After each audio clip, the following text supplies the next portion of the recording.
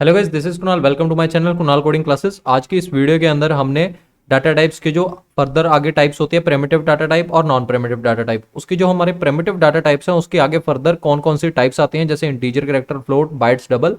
सो उनके अंदर से हमने कुछ टॉपिक जो है हमारे, जैसे इंटीजर, बाइट, बस ये दो टॉपिक कवर करेंगे हम। ठीक है। तो पिछली वीडियो के अंदर हमने क्या पढ़ा है भी, डाटा टाइप क्या होता है और क्या क्या उसकी टाइप्स होती हैं।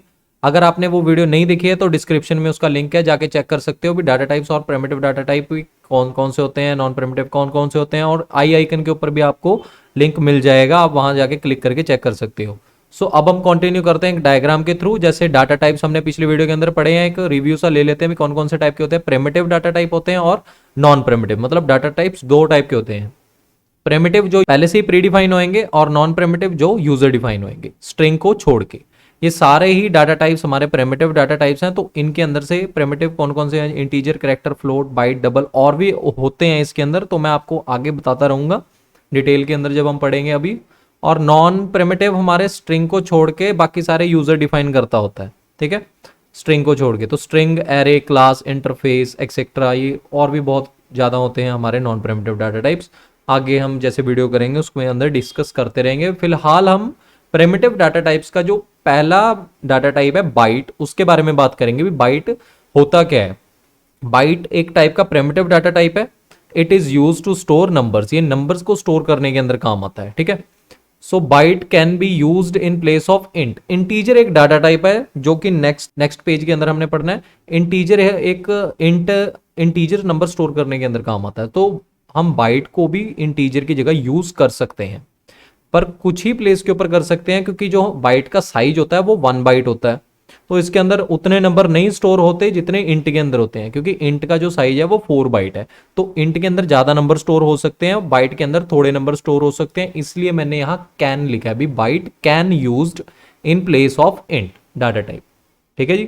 थर्ड पॉइंट, इसका साइज 1 बाइट होता है। फोर्थ पॉइंट के अंदर जो वैल्यू रेंज बिटवीन होती है हमारे बाइट के अंदर, वो -128 से लेके 127 तक हमारा जो है नंबर के इन, मतलब इस रेंज के अंदर जो हम नंबर एंटर करेंगे वो ही बाइट के अंदर स्टोर होएगा। अगर हमने इससे ज्यादा नंबर एंटर कर दिया, मतलब 128 है और उसकी जगह हमने -129 भर दिया, तो क्या होएगा, वो एरर शो कर देगा। अगर 127 पॉजिटिव का है, मतलब 0 से लेके 127 तक के ही नंबर हम एंटर कर सकते हैं, और 0 से पीछे वाले जैसे -1, -2, -3 से लेके -128 तक ही हम एंटर कर सकते हैं।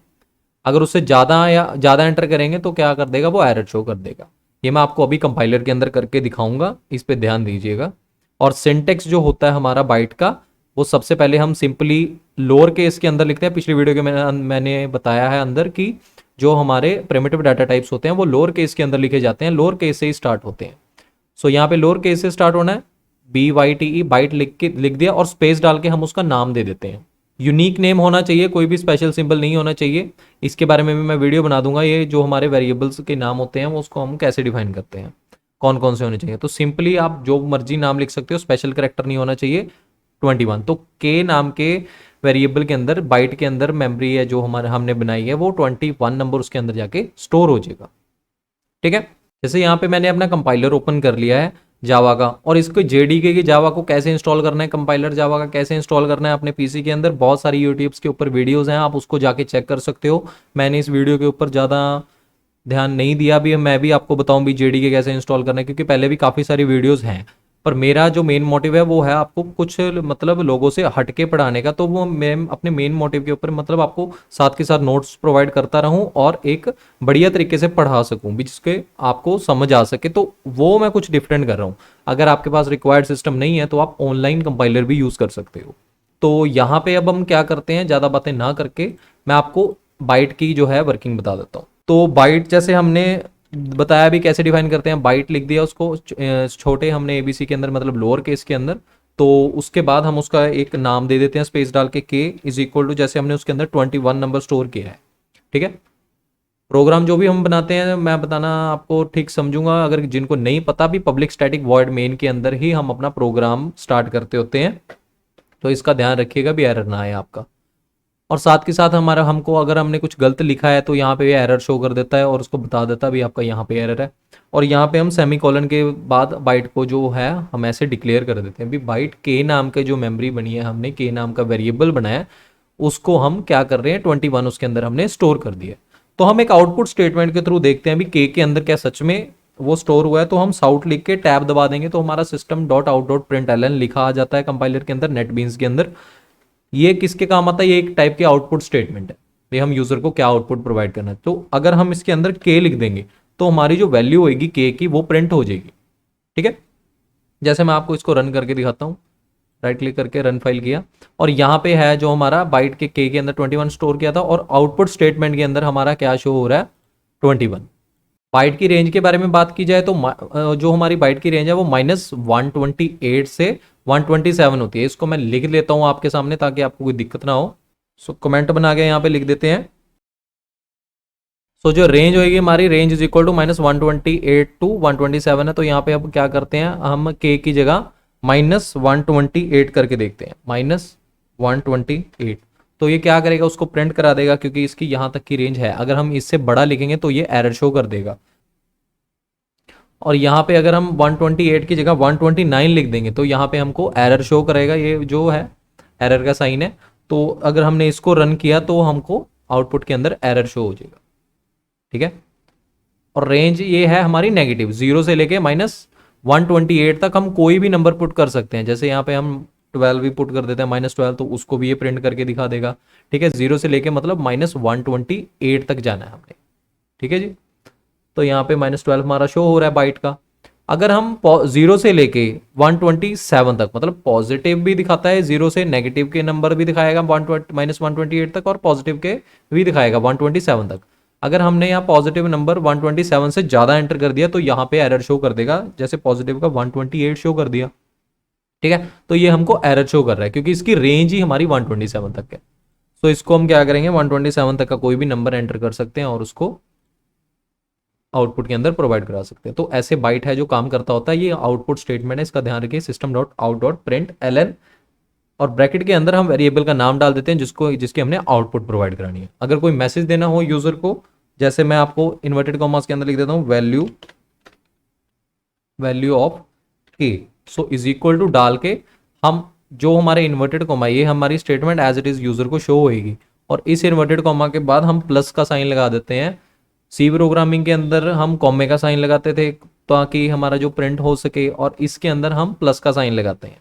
ठीक है, तो यहाँ पे प्लस का साइन लगाएंगे ताकि के की वैल्यू प्रिंट हो सके और साथ के साथ हमको शो हो जाएगा। ठीक है, वैल्यू ऑफ के इज इक्वल टू 127 जो हमने इसके अंदर भरी है। सो नेक्स्ट आ जाता है हमारा int data type. Int data type क्या होता है? It is use to store numbers. ये नंबर स्टोर करने के अंदर काम आता है, जितने मर्जी नंबर हम इसके अंदर स्टोर करा सकते हैं क्योंकि इसकी जो रेंज होती है वो बाइट से बड़ी होती है। ठीक है, तो सबसे पहला पॉइंट, इंटीजर जो हमारा डाटा टाइप है, int data type, it is use to store numbers. इसकी जो डिफॉल्ट वैल्यू होगी, मतलब अगर हमने इसके अंदर नंबर स्टोर ही नहीं किया, खाली इंटीजर के नाम का वेरिएबल बना के रख दिया या इंटीजर कुछ भी नाम का बना के रख दिया, तो उसके अंदर हमारी जो वैल्यू होगी वो इनिशियली क्या होगी, डिफॉल्ट वैल्यू इसकी 0। तो इसकी जो रेंज है बिटवीन वो -2 1 या ये कुछ लेके, मतलब इतने सारे नंबर्स इसके अंदर 0 से लेके माइनस के अंदर इतने टाइप के रेंज के अंदर स्टोर हो सकते हैं, नेगेटिव के अंदर और पॉजिटिव के अंदर इतने।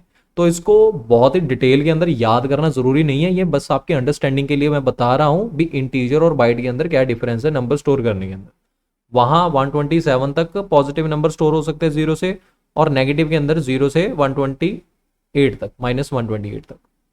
ठीक है, तो यहाँ पे आप देख ही सकते हो इसकी रेंज कितनी ज़्यादा बड़ी है और कितने नंबर इसके अंदर स्टोर हो सकते हैं।